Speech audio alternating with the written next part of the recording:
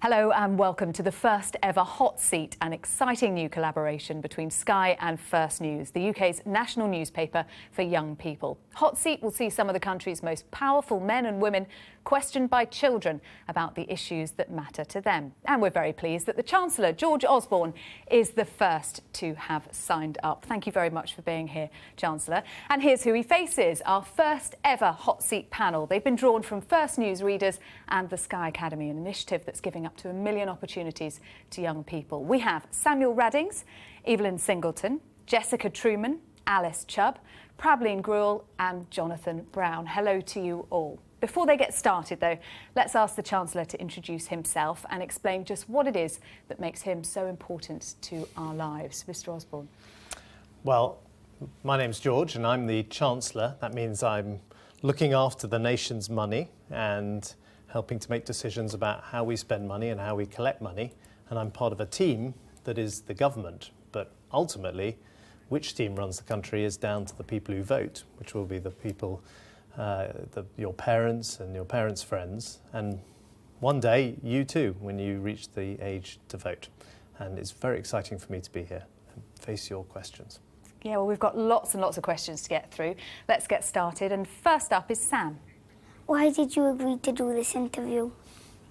Well, do you know, I love First News, and I've got an 11-year-old daughter and a 13-year-old son, and they read First News, and I read it because it comes to our apartment. And I think it's a great way of kids engaging with the issues that matter to you and matter to the country. So I think it's a great publication. When I heard they were going to do the television show and have this panel of people, I wanted to be part of it, and I'm very excited to be part of the first interview, and you should be very excited to be the first panel. Yeah, and Eve, you've got a question for the Chancellor as well. What decision that you've made during your time in government do you regret most? Wow. What decision do I regret most? I think what is true is that when you get into office, that's your best opportunity to take some really big decisions. And we did take some big decisions because then you've got a few years to see them played out. But actually, I look back and think there's even more we could have done to fix some of the problems, some of the economic problems. And I want to go on, therefore, taking decisions that will help create jobs for you and your families and make sure the country is more prosperous. So if anything, it's like, I wish we'd done even more, but that's all right. We're doing more now. Does that answer your question? Yeah. OK, Jess, on to you. What did you want to ask? Do you think that MPs set a good example by shouting and calling each other names in the House of Commons?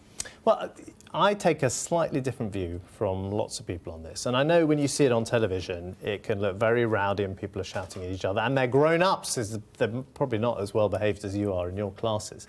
But this is where I disagree with some people. Actually, the issues we're talking about are really important to people's lives, and they're important for our country, important in the world, and people feel very strongly about them, and they don't always agree. You know, you will not even agree amongst yourselves on some important issues, and you might disagree with some of the members of your family about things, and that's natural, and that's what it means to be in a democracy. And so I'd much rather have a House of Commons, a Parliament which is lively, and people feel passionately about things, than a really quiet place. If you ever watch on television like the parliament or so-called parliament of a country like North Korea, which is a dictatorship, it's totally silent, and all they do is they applaud the leader of North Korea. So in our country, we're lucky to have really lively debates and people feel very strongly about it. And if you've got a view, you can make your view heard. Jess, what do you think? Do you think it's a good example set in the Commons? Well, it's really a matter of opinion, I think, because I think that it's good for like adults, but maybe not so good for children if they're watching it because they think it might be okay to shout and express their opinion in a way that isn't maybe suitable for their age. Yeah, good answer. Well, we've had an overwhelming response from both First News readers and Sky Academy students of all ages. They've been sending in loads of questions, so we thought we should let them get involved. Here are some of the best selfie questions. Hello, my name is Karen. I have a question for Mr. George Osborne. How much money do you earn a year? Have you found that coalition has restricted or influenced your budget decisions in order to keep both parties happy? As good literacy is key to educational success and future economic growth, why can't George Osborne insist that local councils protect a bigger proportion of their budget to spend on funding public libraries? 3 good questions there. Right. Where do you want to begin? Well, I get paid £134,000, which is a lot more than many people in this country, but our pay is decided separately from us. So with politicians, because it's controversial about how much they get paid, we now make sure that an independent group of people decide how much they are paid. The good question about coalition, so we're in an unusual situation. This is actually the first time this has happened in my life, not just in your lives, that we don't have a single political party in the government. We have the Conservatives and the Liberal Democrats working together. That's because no one won outright the last election. And of course that means you have to make compromises. It means there are certain things you want to do that you can't always do. But on the other hand, we have a strong government and we're a team that's trying to run the country well. And so like in a classroom or on a school council, if any of you are on school councils, you have to come to decisions, and a coalition helps us come to those decisions. And what was the... It was about funding for public libraries, Yes, and that's okay. something that will affect lots of people here. Well, I think this is a difficult one. Often people want me to say exactly how all the money is spent locally. So you must spend this amount on the public libraries, and this amount on the schools, and this amount on cleaning the rubbish, and this amount on looking after vulnerable people in the community. And that's what your local councils do, and they are also elected. So your parents could vote in local council elections for councillors. But if I decide all those decisions, then what's the point of getting involved in local government, and what's the point of having the local elections? So I think it's better generally to say, you choose who you want to be the people who run your local area, and let them decide. And if you don't like their decisions, then you can kick them out and get another team in. So when it comes to public libraries, for example, I'd rather let local people decide how much they want to spend on public libraries, and say, if we're going to spend more on public libraries, maybe we have to spend less on cleaning up the local park. And those are the kind of tough decisions. Look, it's like any family. There are lots of things you want to spend your money on, but you can only afford certain things, and you've got to make decisions about what are your priorities. OK, let's get some more questions from our panel now. Alice? When you were a child, did you spend or save your pocket money? Well, I spent it much of the time, but I did save up for something called a Scalextrics set. Scalextrics, this was, you know, computer games were only just starting, and Scalextrics, I think it's still around, but this was where you could race cars around a track, like an electric track. And it was quite expensive, and I remember I really wanted one, so I asked for money, especially for my birthday, to get one, and saved up some of my pocket money to get this Scalextrics set. What about you, Alice? What do you do with your pocket money? I save it. What are you saving for? Nothing at the moment, but a couple of days ago I got a go-kart and I saved up for it. Fantastic. Right. I think maybe I should have got a go-kart around the Scalextrics set, because I could never get it to work properly, because the electrics never quite They'd always connect. burn out, wouldn't they? So I think I should have done. I think you made a more sensible decision than I made. There's a poll in First News this week that found that the majority of young people thought that they should actually work for their pocket money. Is that your rule at home? Well, I think it's great if kids help around the house and help clear up after breakfast and help tidy their room and all of that. I'm not sure, you know, actually working for your pocket money in the sense of here are the hours you have to work. I'm not sure that that's the way, that certainly aren't the way we go about pocket money in my family. We hope that our 2 kids can be helpful around the house, and they are actually pretty helpful. And then they get their pocket money and they make decisions about what they want to spend it on, whether they want to save it. Much of it goes, as far as I can see, on Amazon and on the internet, and buying various things that they like to buy for their apps and things like that for their computers. Pavli?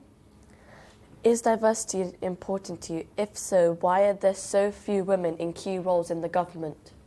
Well, it's a really big challenge to get more young women interested in politics and becoming members of Parliament. And there are too many of our MPs are men and too few are women. And so we've made a number of changes to try and improve it. Even when I first got into politics and became a member of Parliament 13 years ago, there were very few women now in my party, and now that's improved and it's more like a quarter to a third. So it's improving, but it's still not improving fast enough. And I think it's two things. One is you've got to comes back to the question actually that Jess was asking me about. It's about partly the working environment. Does that feel like an environment in the House of Commons where women feel comfortable? It can be quite male and quite aggressive in that sense.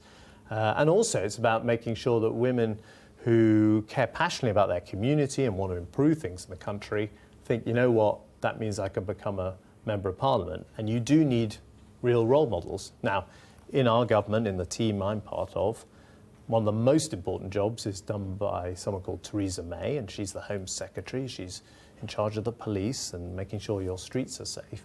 I think she's a great role model for aspiring women who want to go into Parliament and improve their community. And there are some great role models too on the Labour side as well. So you're seeing more of these people, more women get these positions that are role models. And then I think it means that maybe someone like you or maybe a bit older sitting there thinking about what they want to do with their life. So, there's no reason why I can't do that. And Eve, I think you were saying earlier that actually you would like to get into politics, wouldn't you? So you've got one potential female candidate here. What makes you want to go into politics, Eve? I think that it's that I could be quite helpful for the country.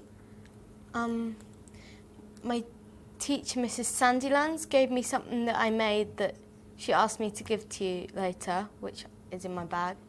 But yeah, I think I've got some ideas that might be able to help our country. So yeah. That's great.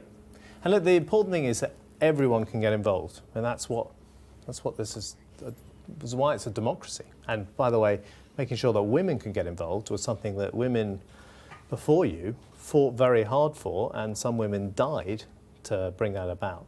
And it's great. You're all reading the First News. You've obviously so engaged. You come on this programme, and that's fantastic. And you don't have to just be a member of Parliament. There's no reason why you might not want to be a local councillor, or indeed just get involved in a local community group or a local charity or something like that. Even if you're involved in your school council, you're shaping the decisions about your community. Jonathan, I think you've got a question about young people and politics. Yes, you wanted to ask. None of my friends like politics, but so how would you encourage children to get into politics? Well, what I find, but it'd be good to have your ideas, Jonathan. I find that young people are really interested in some of the things going on in the world, and they really feel strongly about things going on in their community. It's just they don't often think that's got anything to do with what happens in the House of Commons or what happens in their local council. And so the job of people who are in Parliament, and indeed also the job of the media, is to connect the two and say, you care passionately about these issues, and they are connected to what's being discussed in the House of Commons. So I often find people who, when I go and talk at schools around the country or in the area that I represent in Parliament, which is near Manchester, the people in the schools are really passionate about things, but they don't make the connection with the Member of Parliament or what's going on at Prime Minister's Questions. Now they are connected, and we've just got to try and make the connection a bit stronger. And I think there's a lot of cynicism in politics. There's a lot of cynicism in the media about politics, and we've got to remember that behind all of that, behind all the who's up and who's down and the ambitions and the elections, there's some really important issues about the kind of education you get, or the safety of your streets, or the opportunities for you in life, or the way we look after people in the world. These are really important things. Yeah, youth engagement is something that Sky News feels very strongly about as well, and keep an eye out for Stand Up and Be Counted later in the autumn. Well, what's Jonathan's idea? Do you have some thoughts? What can we do more of? My idea would be take a certain year in school, take them to the House of Commons and give them an insight into what happens in the House of Commons. Yeah. But if you think of it, the experience you're getting here, you're seeing how, you'll remember this for the rest of your lives, I suspect, how television is put together and how things you see on your TV screen work and the cameras we've got in front of us and all of that. And I think understanding more about how these decisions are made and how they're presented helps you feel more empowered to get involved. Yeah. Let's get a few more views now from a set of selfies from First News readers and Sky Academy students. If the country was in debt and you needed help sorting out that problem, who would you ask and why? Will the economy have fully recovered in the next decade so the children of today will have a stable economy when they grow up? Who do you prefer, Kendrick Lamar or J. Cole? What was the last one? Who do you prefer, Kendrick Lamar or J. Cole? Oh gosh, I'm going to pass on that one. I'll be fair to you, I did a straw poll in the office and only one hand went up. Come on, you can tell us, Jonathan. They're both rappers and they're both up and coming. And I'm going to go with your judgment. What kind of music do you listen to then? Oh, I listen to all sorts, sometimes quite cheesy pop songs that are like the latest. Pharrell Williams, I love his songs. I think they're kind of uplifting and they're kind of, good Does that things give you a to boost before you go into go. the budget? Sometimes I go out running around the park and I listen to some of this music on my iPod. But then we had two other questions. Yes, you're the country about... I'm probably better qualified to answer. Who you'd ask for help if the country was in debt? Well, I know this is going to sound actually a bit like the pop music, quite a cheesy answer, but it's true, which is I work very closely with David Cameron on these issues, and we are not only good friends, but we've been working together for a long time. And of course, none of these issues I can help solve without his support and help and advice. So we work as a real team. Doesn't always happen in politics, actually. Quite often you get someone doing my job falling out with the person who's the Prime Minister, but that's not the case here. And the second question was about the economy, and I thought it was a great question about, are we going to be in a situation where you guys have real opportunities in life, when you can do the careers you want to do and have the jobs you want to do? You're probably not, all of you, thinking about it right now, but you will do as you get a bit older. And that's what really drives me. That's what I'm passionate about. I want to make sure that you have maximum choices. That whatever you want to do with your lives, you've been given the right skills at your school and the right self-confidence to go out and be who you want to be and have a great career and have great families. So I think we are, things are getting much better in this country. We were in a difficult situation 4 or 5 years ago, but things have improved a lot. There's still lots more to do because the job isn't done, but we're heading in the right direction. Let's get back to our panel now. Samuel, you've got another question for the Chancellor. Are you good at maths? Well, I did maths A-level, so I have been tested at school. But I tell you the interesting thing, of course there's a lot of maths in my job about making sure you can get the books to add up.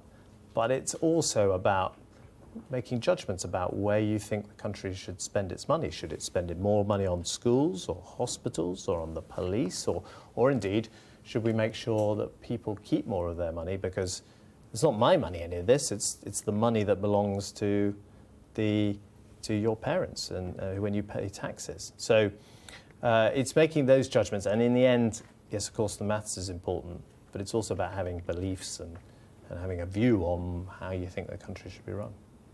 What's 7 times 8? I'm not going to get into a whole string of... I'm not going to... I've made it a rule in life not to answer a load of maths questions. Do you know what it is? You tell me. What is it? 56. Well You're done. Right. Someone had a bit of time to prep that one, though, didn't they? Eve? Why does university cost money when primary and secondary state education is free? Well, that's a good question. I mean, first of all, nothing is free. Your parents pay taxes, and they then, those taxes are used to pay for the schools. But what we don't do is charge the pupils for going to the schools, and we don't charge the parents for sending their child to a school. With universities, look, this is one of the difficult decisions we had to take, which is people who go to university often get much better jobs than people who don't, better paid jobs, I mean. And I think you then have to ask, is it fair that people who didn't go to university, who perhaps don't have such good jobs, end up having to pay for the free university of education of people who are going to end up having better jobs? So what we say is, look, you go to university, you make a contribution towards the cost of that university place, but we lend you the money and you only have to pay us back when you're earning £21,000 or more a year as a job. So, and if you come from a family that doesn't have a huge amount of money, we'll help you with the living costs and the costs of food and so on.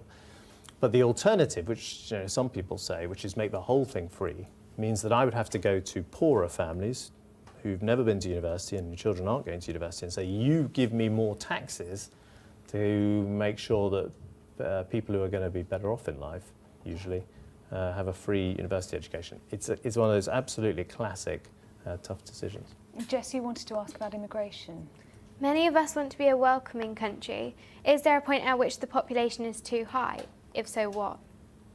Well, I think immigration is one of the most difficult issues because you've got to get the balance right between welcoming people to our country and, this country has had lots of people come to it who've made a big contribution to our life and our culture, whilst at the same time saying, look, we can't have a completely open door, an open border. We've got to control our borders. We've got to know who's coming in, and we've got to make sure that they can make a contribution, that they're not just going to come here and not work and claim benefits that other hard-working people have to pay for. So it's trying to get that balance right, and I think we've got the balance wrong in the last decade, where too many people came to the country, and that lost a bit of public confidence in how we run our immigration. And now we're getting more of a grip, and I think restoring a bit of public confidence in how we operate it. And that means you can say to really talented people and people who want to really work hard, come to our country and be part of our country. Now, I know we're getting tight on time, but we've got lots more we want to squeeze in, so we'll try and rattle through a few more. Alice, what did you want to ask? What do you do with your children in your spare time? Oh, gosh, well, I've got my two kids. I love spending my time with my kids, and my daughter loves cooking. She's 11. She likes making cupcakes and making donuts and all sorts of things. And I'm normally like the kitchen assistant. She says, get the flour and get the butter, and I go and do what I'm told. But I love doing that with her. And then with my son, I tell you what's been really nice. Now he's 13. We have watched some great movies together. Some of the, not just the movies that are in the cinemas to get at the moment, but we go on Apple television and we see some of the older movies, and I love sitting down with him and watching a movie that perhaps I liked when I was younger and watching him really enjoy it. And those are some of the most rewarding experiences. And one of the big kind of challenges for any person who's busy is trying to make sure they got the space to be with their family and be with their children. And I work very hard at trying to preserve time to do that. And first thing in the morning, I'll tell you, I have to take our dog, Lola, outside into the garden in Downing Street with my little black plastic bag. OK, well, we are running out of time. We've got one final question from Jess for you. We asked you to bring in an exclusive story which no one else knows. Have you got one for us?